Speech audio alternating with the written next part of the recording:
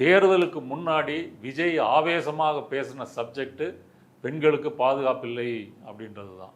என்ன ஆவேசமாக அவர் முழங்கியிருக்கிறாரு. ஆதவ அர்ஜுனாலாம் ஒரு பொதுக்கூட்டத்தில் வெறிபிடித்தவர் போலெல்லாம் கத்தியிருக்கிறாரு. அந்த விளாத்திகுளம் மாணவி, விளாத்திகுளம் மாணவிக்கு கூட இன்னைக்கு விசாரணை முடிந்து தூக்கு தண்டனை, குற்றவாளிக்கு தூக்கு தண்டனை, இரட்டை தூக்கு தண்டனை கொடுத்துருக்காங்க.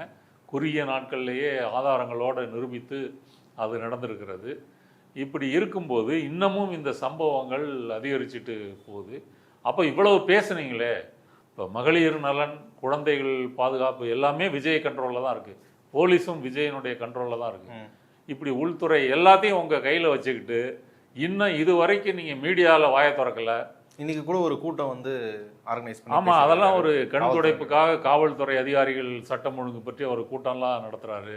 நீங்கள் கூட்டம்லாம் கூட நடத்துங்க, ப்ரெஸ் முன்னாடி சொன்னீங்கன்னா தான் மக்களுக்கு போய் செய்தி சேரும். ஒரு முதலமைச்சர் என்ற முறையில் ஒரு நம்பிக்கையை வரவழைக்க முடியும்.